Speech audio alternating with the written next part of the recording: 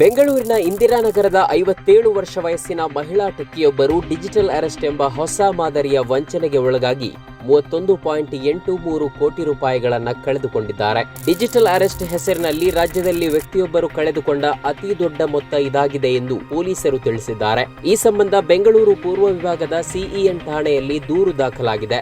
ವಂಚನೆಯು 2024ರ ಸೆಪ್ಟೆಂಬರ್ 15ರಂದು ಆರಂಭವಾಗಿದೆ. ಆರೋಪಿಗಳು ಮೊದಲಿಗೆ ಡಿಎಚ್ಎಲ್ ಕೊರಿಯರ್ ಕಂಪನಿಯ ಪ್ರತಿನಿಧಿಗಳ ಸೋಗಿನಲ್ಲಿ ಕರೆ ಮಾಡಿ ಮಹಿಳೆಯ ಹೆಸರಿನಲ್ಲಿ ಕ್ರೆಡಿಟ್ ಕಾರ್ಡ್ಗಳು, ಪಾಸ್ಪೋರ್ಟ್ಗಳು ಮತ್ತು ನಿಷೇಧಿತ ಎಂಡಿಎಂ ಮಾದಕ ದ್ರವ್ಯಗಳನ್ನು ಹೊಂದಿರುವ ಪ್ಯಾಕೆಟ್ ಸಿಕ್ಕಿರೋದಾಗಿ ಸುಳ್ಳು ಹೇಳಿದ್ದಾರೆ. ಆನಂತರ ಕರೆಗಳನ್ನ ಸೈಬರ್ ಅಪರಾಧ ಸೆಲ್ ಮತ್ತು ನಕಲಿ ಸಿಬಿಐ ಅಧಿಕಾರಿಗಳಿಗೆ ವರ್ಗಾಯಿಸಿದಂತೆ ನಾಟಕ ಮಾಡಿ ಮಹಿಳೆಯನ್ನ ಬೆದರಿಸಿದ್ದಾರೆ.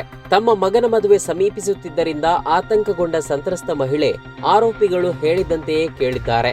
ನಕಲಿ ಸಿಬಿಐ ಅಧಿಕಾರಿ ಪ್ರದೀಪ್ ಸಿಂಗ್ ಸೂಚನೆಯಂತೆ ಆರ್ಬಿಐನ ಹಣಕಾಸು ಗುಪ್ತಚರ ಘಟಕಕ್ಕೆ ತಮ್ಮ ಆಸ್ತಿಗಳನ್ನು ಘೋಷಿಸುವಂತೆ ಮಹಿಳೆಗೆ ತಿಳಿಸಿದ್ದಾರೆ. ನಂತರ ಆರೋಪಿಗಳು ಮಹಿಳೆಗೆ ಹಣವನ್ನ ಪರಿಶೀಲನೆ ಮಾಡಿ ಹಿಂತಿರುಗಿಸಲಾಗುವುದು ಎಂದು ನಂಬಿಸಿದ್ದಾರೆ ಮತ್ತು ಕ್ಲಿಯರೆನ್ಸ್ ಸರ್ಟಿಫಿಕೇಟ್ ಸಹ ನೀಡಿದ್ದಾರೆ. ಈ ನಂಬಿಕೆಯ ಮೇಲೆ ಸಂತ್ರಸ್ತೆಯು ತಮ್ಮ ಎಫ್ಡಿ ಹಣವನ್ನ ಹೊರತುಪಡಿಸಿ ಉಳಿದಿದ್ದ 31.83 ಕೋಟಿ ರೂಪಾಯಿ ಹಣವನ್ನ ಸುಮಾರು 187 ವಹಿವಾಟುಗಳಲ್ಲಿ ಹಂತ ಹಂತವಾಗಿ ಆರೋಪಿಗಳ ಖಾತೆಗೆ ವರ್ಗಾಯಿಸಿದ್ದಾರೆ. ಹಣವನ್ನ ಮರಳಿಸದೆ ಆರೋಪಿಗಳು ಸತಾಯಿಸಿದಾಗ ಅನುಮಾನಗೊಂಡ ಮಹಿಳೆ 2025ರ ನವೆಂಬರ್ 14ರಂದು ದೂರು ದಾಖಲಿಸಿದ್ದಾರೆ. ಮಗನ ಮದುವೆ ಮತ್ತು ಇತರ ಕಾರಣಗಳಿಂದ ಭಯಗೊಂಡು ದೂರು ದಾಖಲಿಸುವುದು ವಿಳಂಬವಾಗಿದೆ ಎಂದು ಸಂತ್ರಸ್ತೆ ತಮ್ಮ ದೂರಿನಲ್ಲಿ ತಿಳಿಸಿದ್ದಾರೆ.